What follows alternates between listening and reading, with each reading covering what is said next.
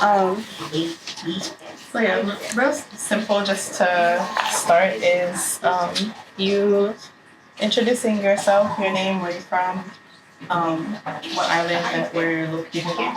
Okay. Tell me when to go. You can start. Okay, aloha. My name is Poka Laenui. I'm also known as Hayden Burgess. I'm from this island of Oahu, and we're in the valley of Lu'olu'ole out here in Laenui on the west side of the island of Oahu. What else?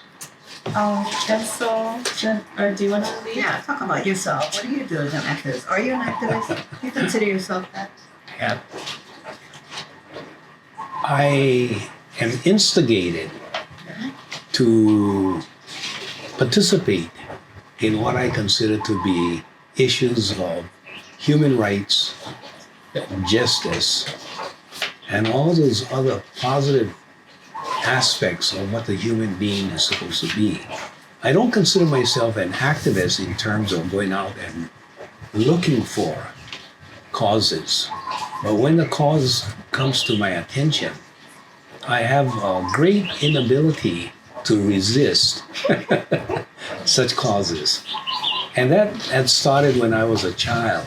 And I just couldn't stand coming across examples of injustice, whether it's other students picking on me or friends of mine, or authorities such as teachers picking on some of us who have a more difficult time resisting or defending ourselves. So I had, over a period of time, developed a reputation of jumping into the fray or into the fight and trying to stand up for those who are unable to do so themselves. And that sort of develops itself into a mindset or mind frame that I have grown up to become.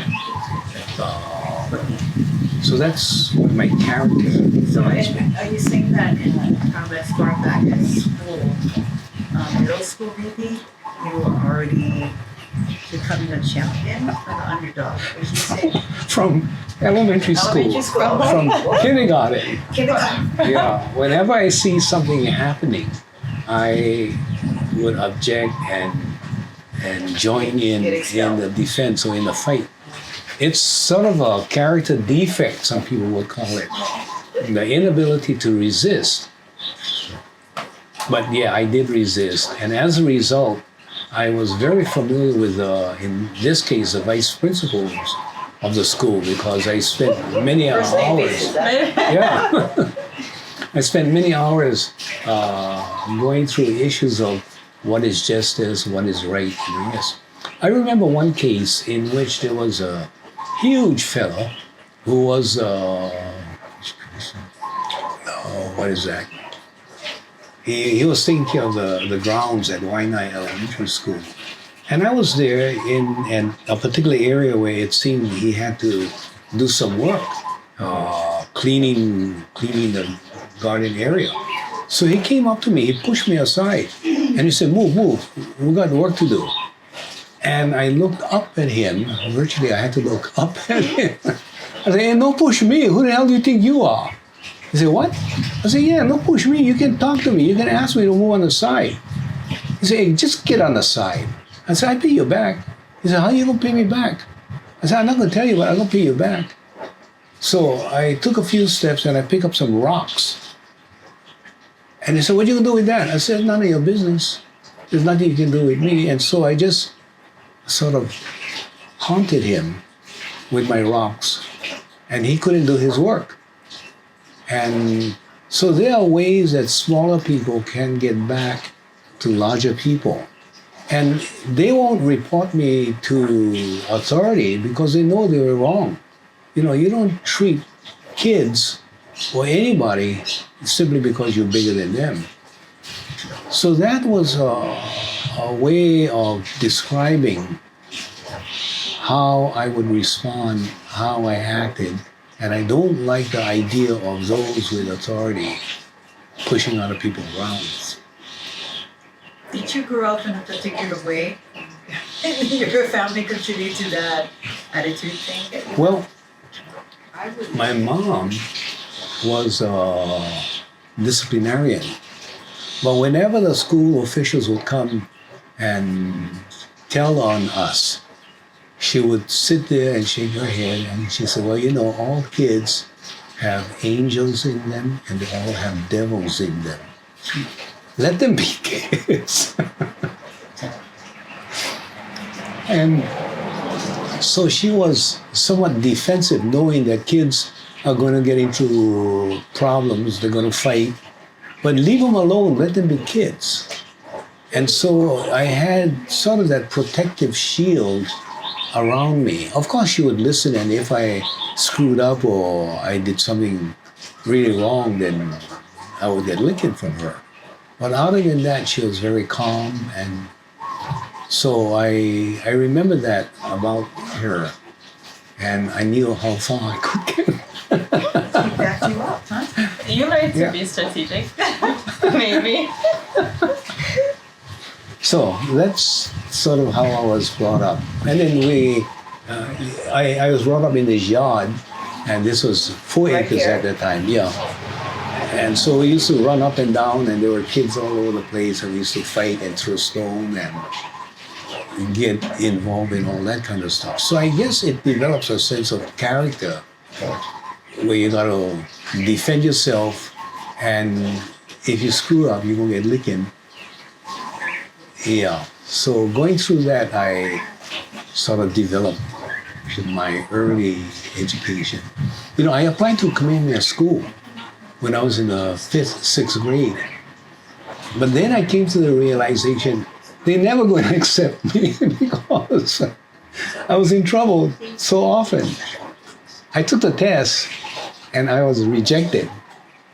I don't think it was because of the test, but because of my early behavior. But that's okay. I stayed at Laenui without regret. Yeah. So that's who I am. So you feel it's more so, well, a little bit having to do with, you know, the environment in which you observe, but sounds like also it's just an innate drive toward justice and fairness, no matter where it pops up. It's just impulsive or compulsive or just... I think so. Or at least supportive whenever I took that position. I was telling my brother, Harry, he passed away a few years ago. He spent 2 tours in Vietnam and stayed with the Air Force. And I had a discussion with him once.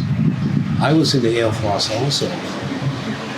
And I said, you know, the wars in Vietnam and all these other wars are so stupid, and we have no right to be there. Morally, we have no right to be there. And if I was assigned to go to Vietnam, I'd like to think that I would oppose it and say, bullshit, I ain't going to fight for you folks to steal another country. And Brother Harry said, you know, I understand what you're saying, and I agree with you, but you cannot expect the rest of us who spent so many years in the military to take the kind of position that you take.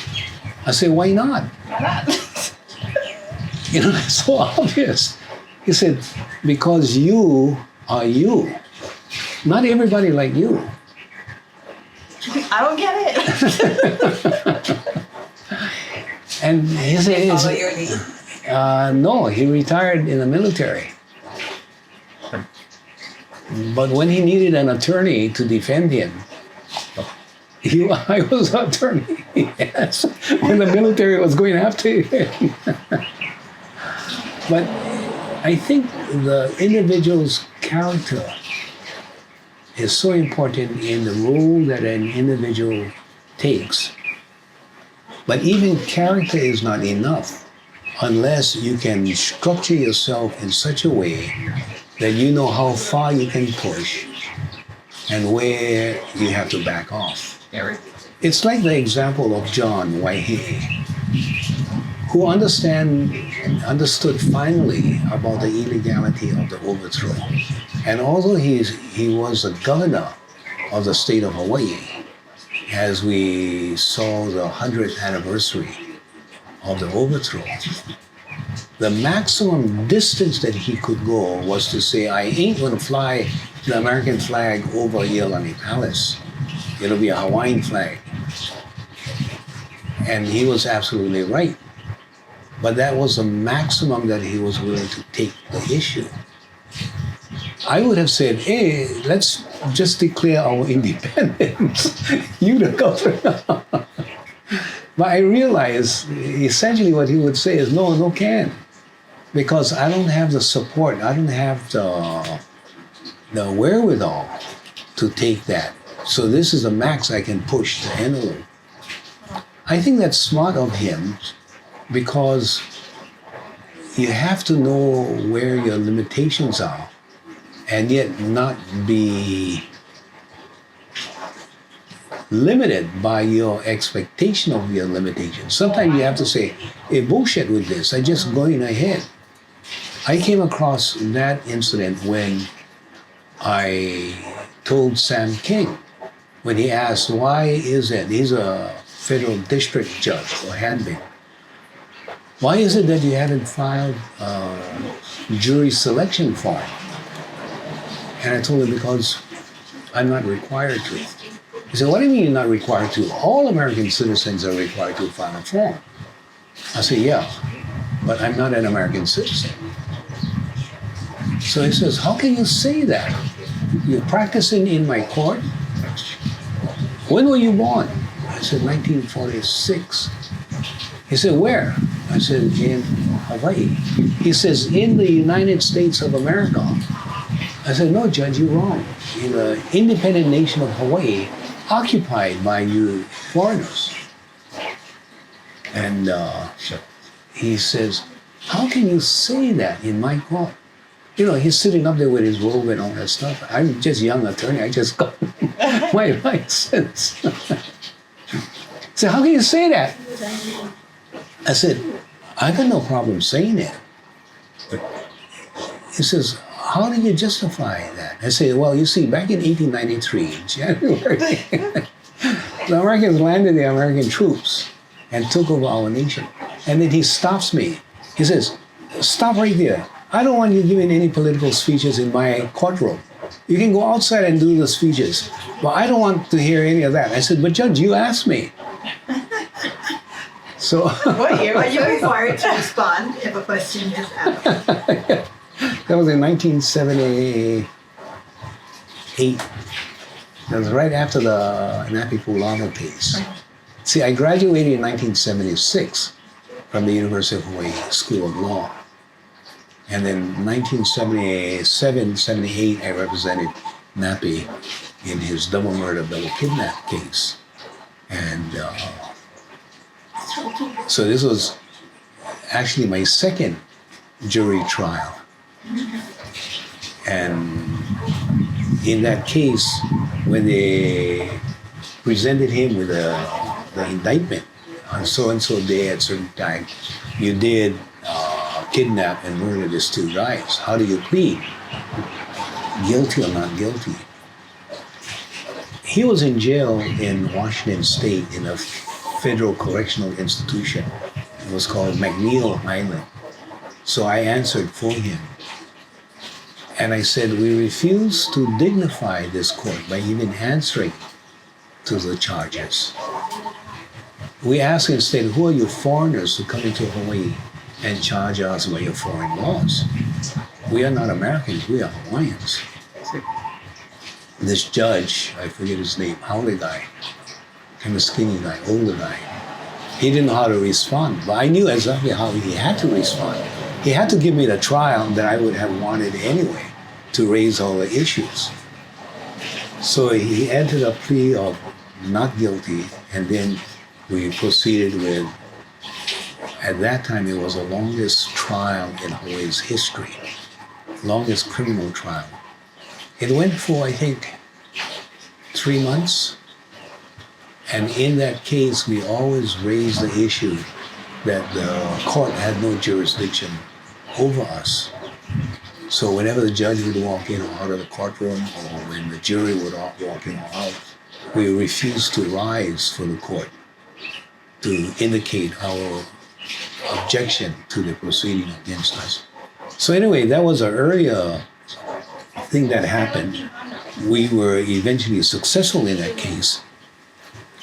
And then I get sent this form that I gotta fill out, this jury selection form from a federal court. And so anyway, that was incident. But I knew how far I could push. And I think research and understanding is very important. So prior to even going to the court, I checked the court precedent on those people who said that they were not citizens of the United States, but they were licensed to practice in the courts. That issue went all the way up to the U.S. Supreme Court, in which the U.S. Supreme Court says you need not be an American citizen to practice law, to be licensed.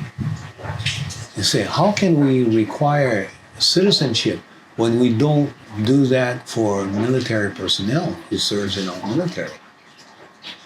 So the Supreme Court has already decided.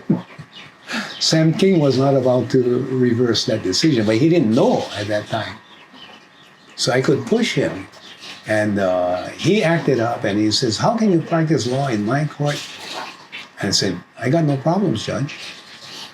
He says, well, I'm going to give you, I find you In contempt. in contempt. We're going to set what is called an order to show cause why I cannot be thrown out of as a lawyer in his court. Not even about the case now. So much ego these days. Yeah. So he charged me with a $100 fine. I was to pay it in 30 days. And he said, I'm going to set an order to show cause date for you to come back and say why I should not throw you out or take your license away to practice in the federal court. I said, up to you, but you cannot do that, Judge. He says, why not? I said, you have no jurisdiction over me. He said, and why is that? I said, well, you see back. Good. So I You're came so back. consistent. At that time, I knew how much I could push him. I knew what the Supreme Court has already determined. And I know what he's going to do. He's going to tell his law clerk to go check the law on it. So I'm back in Laenui, and 30 days later, a reporter calls me. He says, Mr. Burger, what happened? I said, what are you talking about? He says, today's the 30th day. And I says, oh, I didn't know that.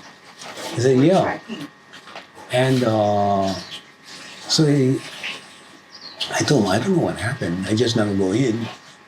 He says, well, we talked with the clerk of the court and asked what happened to this Burgess case. And they said that there was a Hawaiian woman who came into the court, or came into the clerk's office, long black hair, carrying five $20 bills, and paid it to the clerk and said that we would rather see Mr. Burgess advocating outside of jail rather than inside of jail. So they paid the fine. I said, well, okay, I guess that's what happened. But since then, I never got a call from the federal court to come and address the judge. In the meantime, it was reported that the judge was suffering from a particular type of amnesia.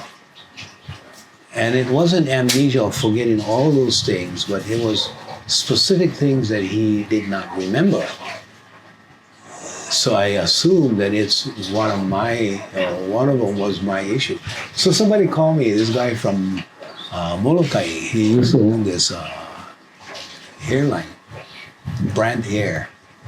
And he was a friend of mine. He says, hey, you better tell your kahunas to leave the judge alone. I said, I had nothing to do with it. Whether you remember or don't remember, I had nothing to do with it. But nothing came out of the federal court from that. Instead, the president of the Hawaii Bar Association reported me to the disciplinary council. Said that Mr. Burgess says that he's not a U.S. citizen and we want an investigation to be conducted. And I forget his name right now.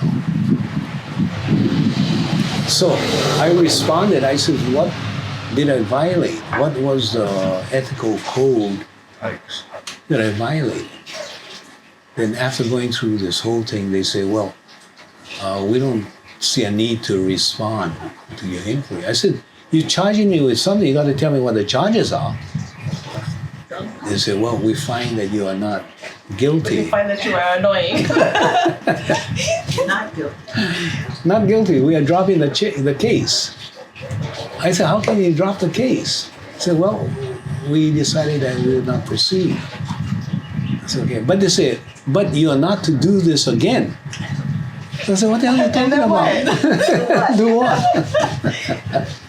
So that's how that issue got squashed. Yeah. But as I say, I had the wherewithal to defend my position. John and other people may, in their particular circumstance, do not. I cannot measure myself against other people. All I know is I wear my own shoes and I walk in my own footsteps. Even when clients want me to represent them, and I say, okay, this is the basis upon which I will represent you. If you want to stand for the issue of Hawaiian sovereignty and that you are immune from state or the government's proceeding against you. But if they find you guilty after we take this court, you're not to plead to the judge for mercy or ask for special consideration. Because when the nation of Hawaii is looking at you as now the carrier of nationhood, I don't want a weak-legged person who say, oh, okay, I'm sorry. Don't throw me in jail. I'm willing to pay a fine. I said, no, bro. You go in jail, you pay a fine. Okay. Don't So- get it twisted what we're doing here. So a lot of people have said, maybe I shouldn't have you as my representative. I said, yeah, probably not. Because that's the only basis I will represent you if you want to take the Hawaiian sovereignty issue. So people say, hey, you're too strict, man. They're not willing to go to jail. I said, well, bullshit then. Go find somebody else. So that has been my nature and how I try to incorporate even my sense of justice and injustice within my legal practice or my association with others. Did you get into law because you learned the history, or were you interested in law because of justice and fairness, and then eventually you learned which way you wanted to go with it? It's a two-step process. When I was quite young, I ran for political office, and I got elected in the 1968 Constitutional Convention. And there I met a lot of people who had been coming out of the Democratic Party revolution. I met a lot of Republicans, and they all can stretch back and remember the days of Liliuokalani and how the Big Five and the overthrow, the military ran Hawaii. Then you had the Democratic Party revolution in 1954, where a lot of Democrats started taking positions. And then, so Hawaii went through a major change. 1968, there were still a lot of these folks who were active in that movement.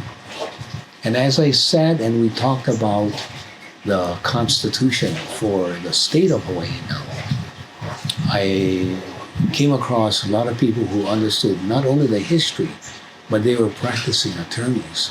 And I had just graduated from University of Hawaii with a bachelor's degree. So I told myself I gotta go and get a law degree if I intend to practice in this field.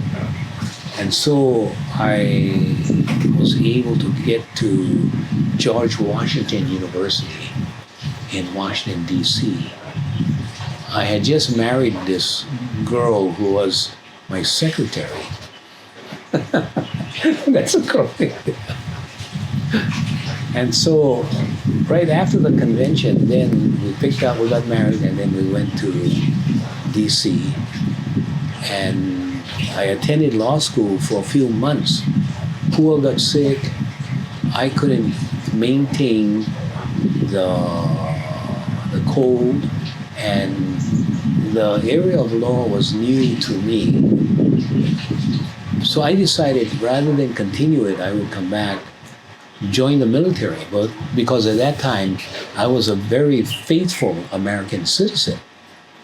But I didn't want to get drafted because in getting the draft, you don't select what role you play. So I joined the military, spent 4 years there in the Air Force at Hickam Air Force Base. But then I always knew I need to go back to law school. Then I came across Lili Okalani's book, Hawaii Story. I read her book while in the military. And then after that, I read Lawrence Fuchs' book, Hawaii Pono, or Hawaii Pono'i, that covers a social movement after Lili Okalani passed away. And I could see laid out the conspiracy, the overthrow, the takeover by the sugar interests, the Big Five, and then now we were a state. So at that point, I decided that one, I would never salute the American flag again. And so I wanted to blow up buildings, kill Americans, but I knew that I would get caught. So I said, no, what I gotta do is go into the system and explode from the inside about our history, about justice, about law. And so that is a second part of the story of why I went back to law school. When the University of Hawaii School of Law just opened, then I was able to get admission to the first class. So that was a basis of my deciding on going back to law school.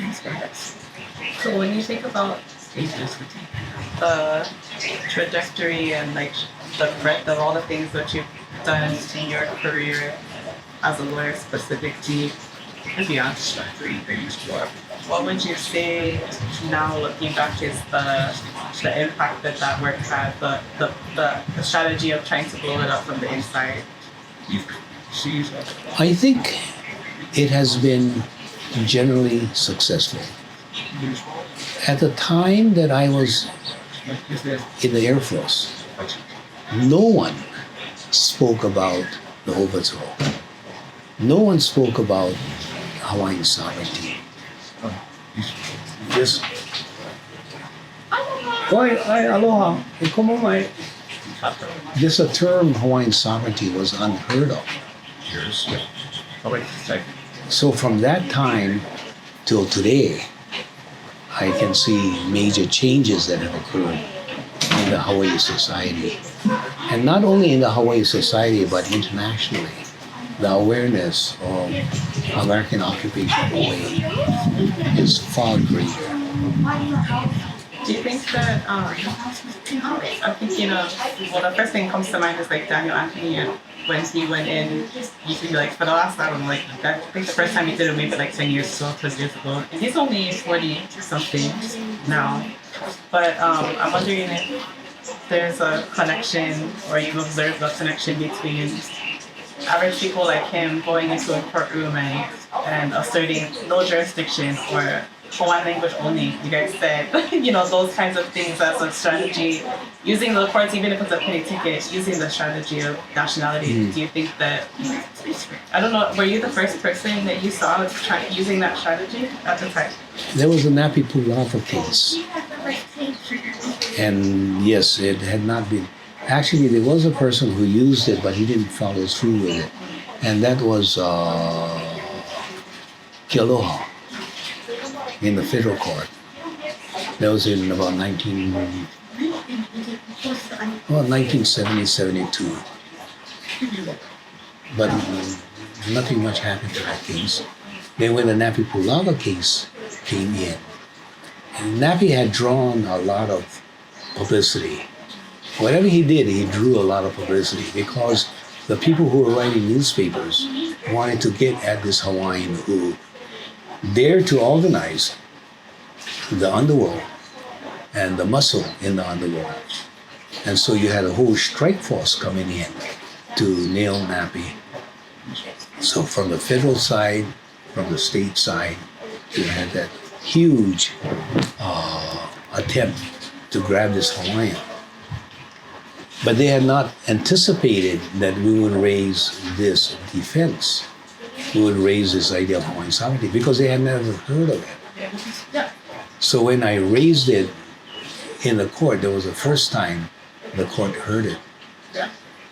One of the questions I had to decide on was how do I present the case of the overthrow of Hawaiian sovereignty.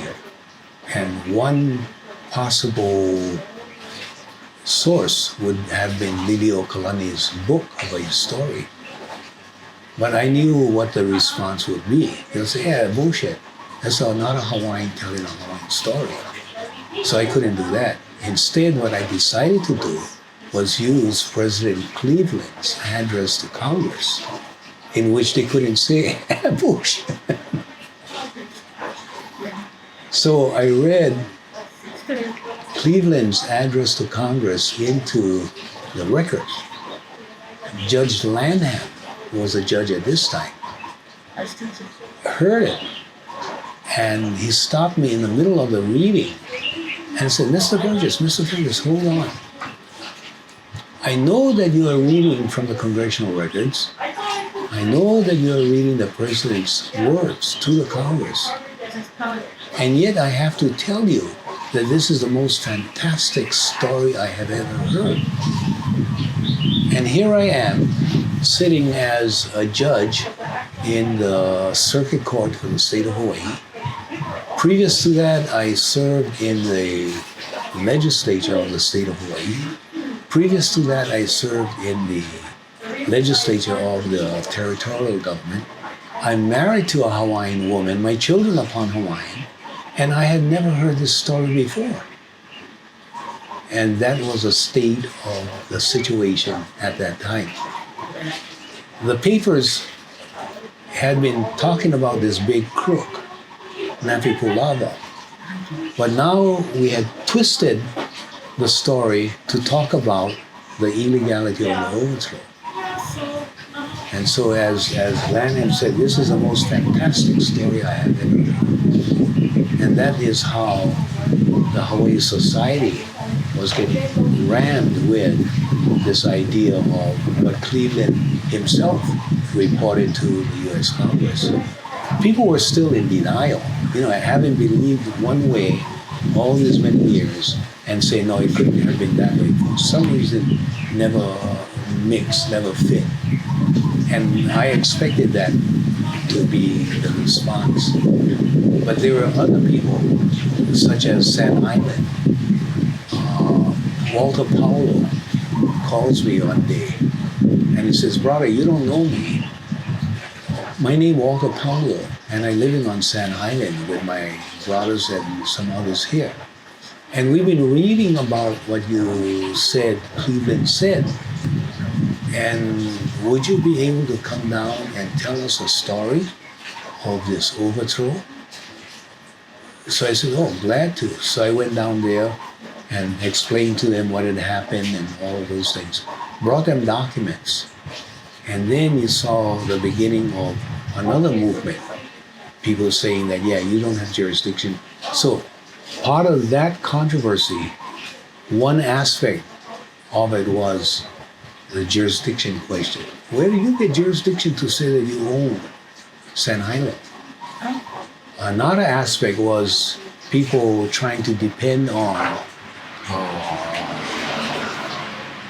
the Hawaii Statehood Act, in which certain lands were supposed to be set aside on the 5F trust. And they say that, no, this is 5F land, so you're not supposed to have jurisdiction over it. And another group defended on the basis of that you cannot prove all of your case, and so will depend on that defense, your failure to prove. So anyway, that also drew attention to the challenge to jurisdiction. And then beside that, you had many other homeless cases. So I represent most of the people who are being charged for camping on the beaches without permit and all that stuff. So it started with a Makua case. And so I represented that, and then went down the line and represented these other folks. But because of the people's activism, we raised the issues constantly of Hawaiian sovereignty, the illegality of the open swamp. So you felt, I guess, even as a lawyer representing these different people in these different cases, does it feel like a partnership? Does it feel good, like being in collaboration basically with people who have It felt good, but generally the people that I was asked to represent, they themselves did not fully understand the issues of sovereignty. What year are we talking about? 1980, maybe 81, 82. Take, for example, when Hurricane Eva hit Hawaii. And then you got the folks at Makua get blown off the beach. And then as they try to go back, they met with dogs, with bulldozers, with state police, got arrested or told you cannot come back. So they came to see me. I just opened my law office, and they asked me, what can we do? And they had no clue about Hawaiian issues, Hawaiian sovereignty. They were just folks who needed a place to stay. So you may have been the first person to direct the issue of Hawaiian sovereignty within the law area.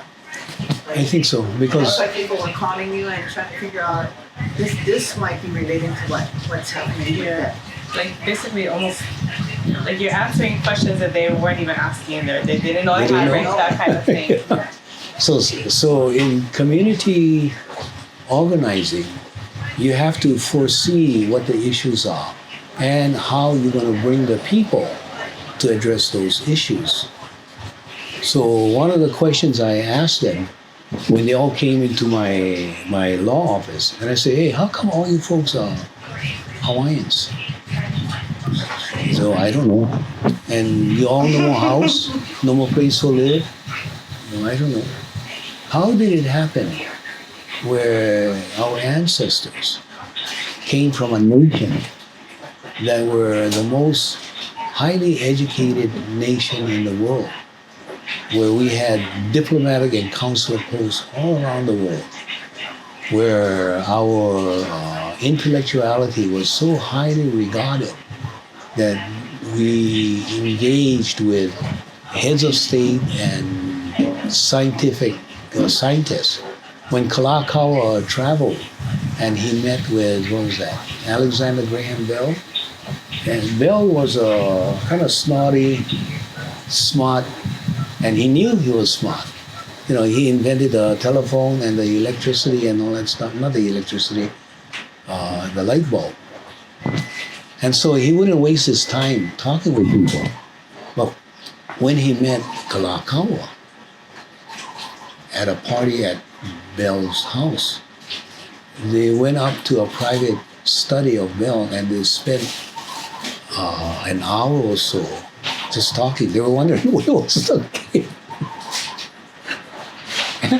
And but they had a conversation about science and technology.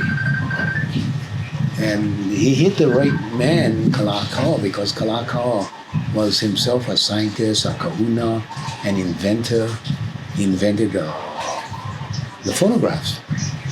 So he had a phonograph in which he recorded his voice just before he died. He knew how to preserve. He knew how to stand in modernity as well as in his culture, in his history. So that is the kind of history that we come from. And today, who are we? Dummies, drinking up, no more house, no more land. What happened?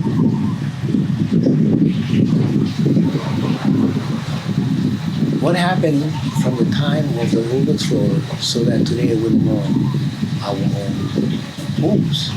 And they all said, they never even addressed the issue of what happened or come to the realization that we were a people of high intellect, high regard throughout the world. So the idea is that you have to build within the community a sense of who they are, a sense of pride. You cannot just make them immediate radicals and take illegal action and all that stuff. You cannot impose upon them those ideas. So it takes a matter of acculturating, of training, of bringing them step by step.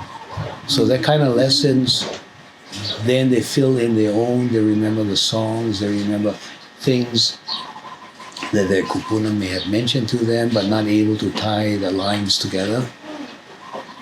And so in community development, it's important that you help them tie their lines together. Yeah. And so that's what we did for the Makua case. So now they saw themselves not as outlaws going to get arrested, but they were able to make the distinction between a criminal being arrested and an outlaw who has certain values that steps outside of the law, certain ethical codes that steps outside of the law, and that they are willing to act consistent with the ethical codes, and they could care less about what the legal code is. So that kind of discussions that we had, getting them to understand those things, and then say, okay, I want to be arrested. What do you think of? Do you think of this work, or have you thought just specifically about like health and wellness as part of what you're doing, or part of, there's kind of a theoretical question about health and wellness aspect of this type of work, and then also the personal question of how was your health and wellness while you were doing this work? I saw the issue of health and wellness not with regards to my personal health, but more to the health of our Hawaii society. And so in my advocacy and my inclusion, because I take a very inclusive approach to people becoming participants in this movement, and with the very firm idea that the society that we are creating has to be an inclusive society, whether they're Haoles or Portuguese or Japanese or whatever it is. We all has to see ourselves in a commonality. And so that was constant in my mind, but not my own personal health. When we decided, okay, we have to proceed with great thoughtfulness on how we organize, let's take the Makua case, that we would have going forward the kupuna the older folks, and then the younger folks would come in and support. So we had to look at the health of the kupuna and make sure that the medication is ready, prepared, that we have the support to assist the kupuna with all of their particular needs. So in that case, if they're going to be active, they're going to take up this activism, they themselves have to be supported to be able to withstand this thing. So we got all the medications to get them when they got arrested and taken to the district court. But they were so firm when they went to, first they were taken to Pearl City. And so the cops over there says, okay, $25 bail, and then you come back the next Monday. And then we had the kupuna say, no, we're not going to pay bail. So, said, what? No, you don't stay in jail. No, we stay in jail. And so the cop that was doing the enrolling them says, oh, no, I get $25. I won't pay you. And the kupuna said, no, it's not whether or not we have or no more money. We're just not going to let you pay, and we're not going to pay. We're not going to dignify this court by paying bail. So there was nothing they could do, so they all went to jail. And then the next morning, we were the first group to get charged. And I told her, Judge, we're going to begin by singing our song, Hawaii Aloha. She said, what? I said, that's right. Was this in court? Yeah. No, it was before court, before she comes in. I said, you can come in during the song, before the song, or after the song. It's up to you, but we'll sing our song. So we did. Then she walked in, and we told him that we ain't putting up no bail, and then we go to trial. And so she waived all bail, and our folks went back home, and then we had trial out in Laenui. So that was a procedure that we followed. People not familiar with what the procedures are, they have to be brought in to understand how we would be proceeding. And so they understood. Then we went to this judge, Harada. Yeah, Judge Harada. He was going to be, take no guff, very strict. So he walks in the courtroom, and we already talked. We said, nobody will stand, right? He said, yeah. Walk in the courtroom. The bailiff says, all rise. Everybody's sitting down. And the bailiff looks around and says, all rise. We don't rise. Then the judge walks in, and the bailiff says, what can I do? So the judge says, all rise. And nobody rises. Says, I will fine you all in contempt of court, which is a 1-year fine. And then he says, bailiff, take all the names, and then I'll be back.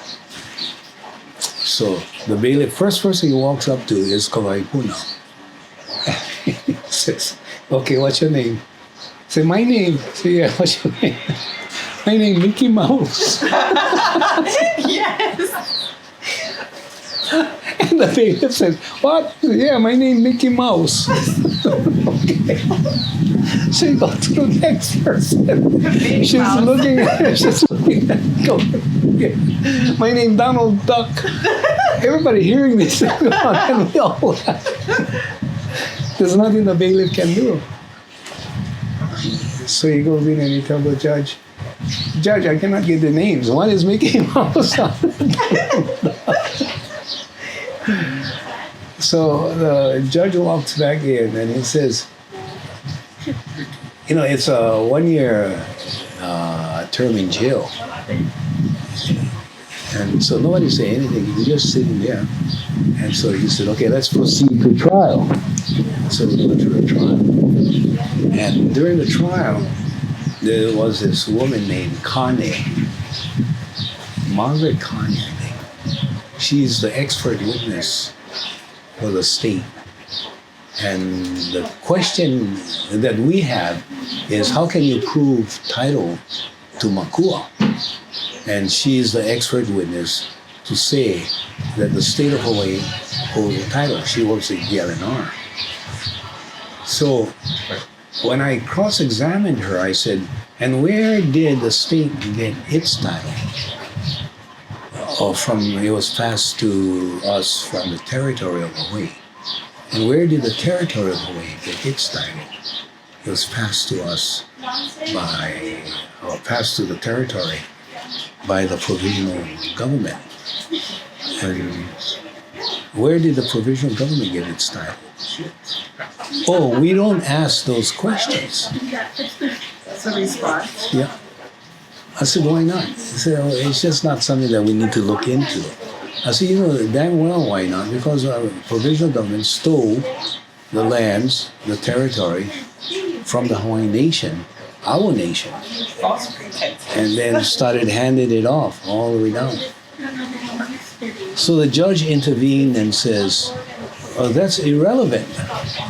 How is that the most relevant thing? So they proceeded to hold their court, say that we refuse to move our cars and things like that when ordered to, and therefore all my defendants got arrested. Led by none other than your good friend, Naiole. Rocky. Really? Yeah, he was one of the 5-6 people. Stella Pihan now. Yeah, and I tend to forget their names now. So they found them all guilty, and they said that you are not to go back to Makua for the next 6 months.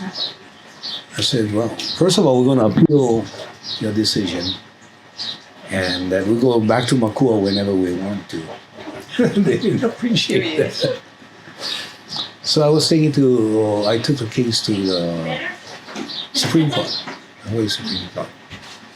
And there I notified the court, the judges that we would not be standing whenever the court comes in or leaves the courtroom. And so when they walked in, they said, all rise. I sat at the counsel's table. And I forget who the head judge was, but they said, I wish to take notice that Mr. Burgess did not rise. And then we began the arguments, and I argued that they had no jurisdiction, and they refused to address those issues. There was one judge who turned his back completely against me during my advocacy. And I remembered him. Later on, I saw him at a public forum in which I recalled what had happened and the discourtesy that he had. Anyway, he didn't say anything. But they turned me over to the disciplinary council. Well, what's the judge's name? I forget, Howling. Okay. So disciplinary council. Yeah. And threatened to take my license away. I said, who's a complainant? They said, Supreme Court has turned you in. And you folks are sitting as to hear this case and to judge this case, yeah? But they appointed all of you folks, right?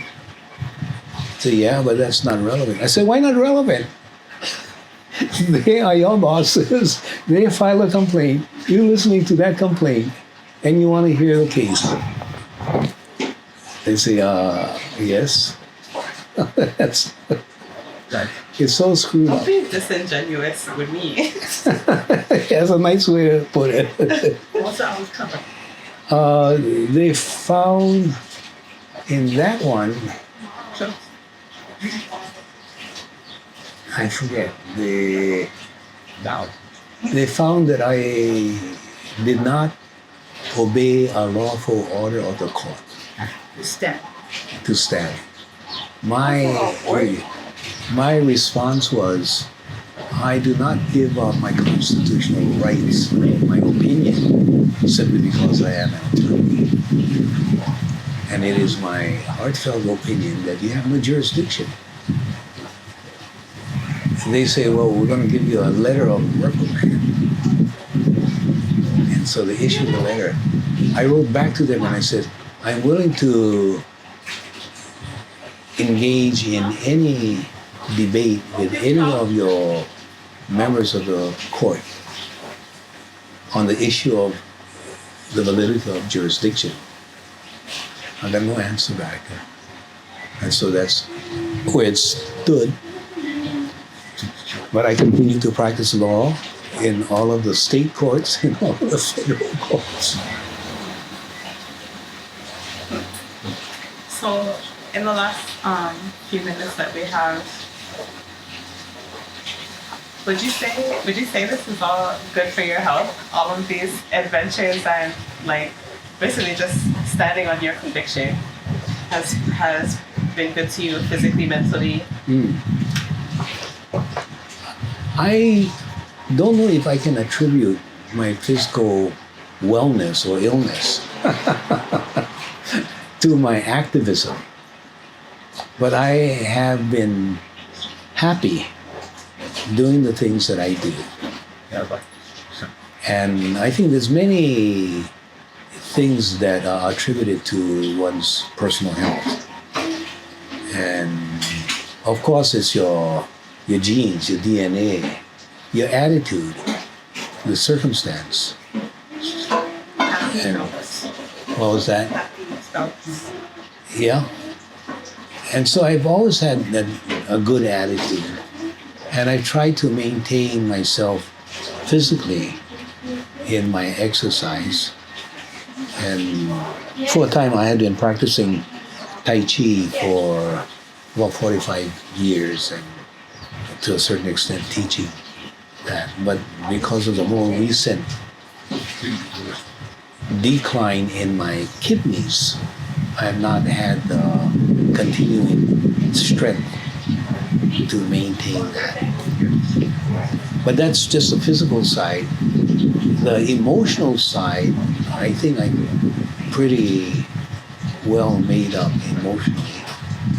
Although at times I feel disappointed in my inability to be as active as I could be. Mentally, I think I'm about 80, maybe 90% as sharp as I had been previously. And if I have the ability to pay attention, then I can draw my focus on specific issues. Sure. And yet, saying that, I find that in the last year I was asked to write a chapter in a book, and I didn't know where to start. And they said, start any place, just write. So I wrote, but I was very disappointed with my writing, so I sent it out, and the editor reviewed it and sent back some comments, and then but I was able to complete the task. Although I read it again, and I said, this is junk, I wouldn't send it out. But it's in a psychological book that just came out. And I'm in the first chapter trying to set out what are the possibilities of dreaming and to encourage other researchers to go into these various areas to look into it. So I came out with all kind of economic theories, organizational theories, and things like that. So they were kind enough to include me in that field of academia, which I've always felt sort of out of because my training is not in the background of research. But if they like read my writing, sure, I write all kinds of stuff about culture, about economics, about peace. Yeah.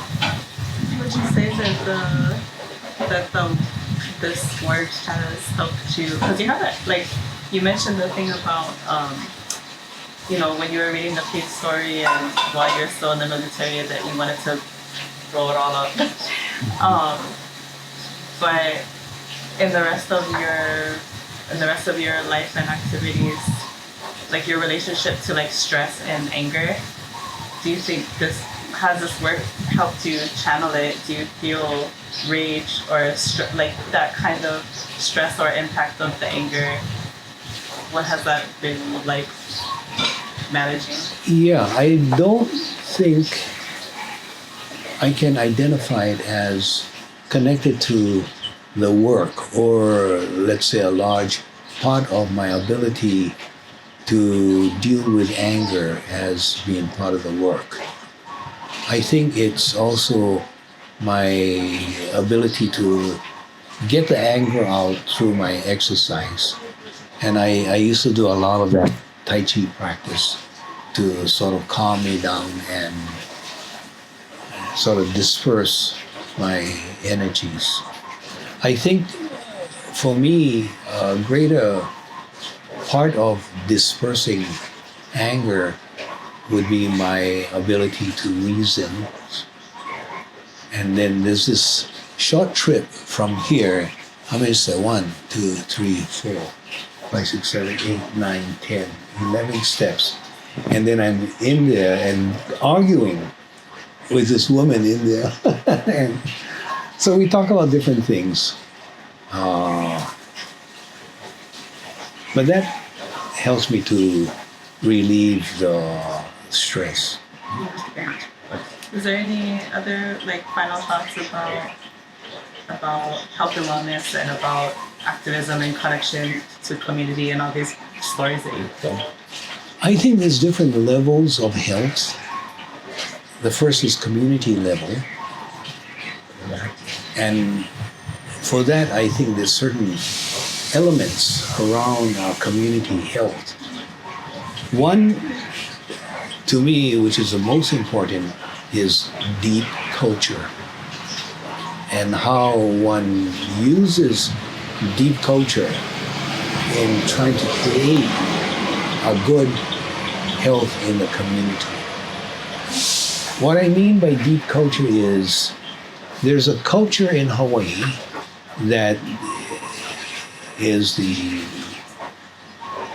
predominant culture, and it depends on 3 fundamental elements: domination, individualism, and exclusion. It's what I call the DIE, or the die culture.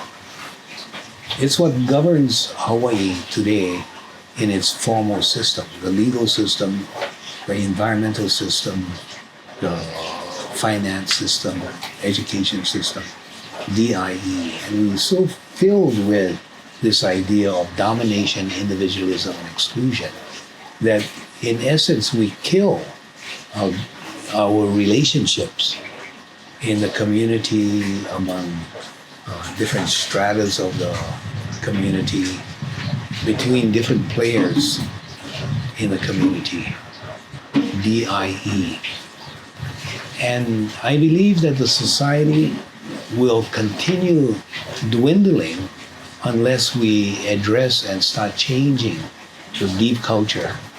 Instead of domination, it has to shift itself to olu olu, a kind, loving, respectful relationship among us all. Instead of individualism, it has to be lokahi. We have to think of ourselves as a community, as a group. And instead of exclusion, it has to be aloha. This Ola culture, O-L-A, which also means health and also means light. And so the shift has to come about there to address the larger community. Even in health care, we have to shift the idea of DIE to OLA.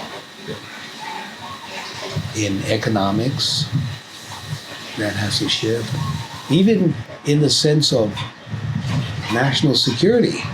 We will always talk about armaments and military and all that stuff.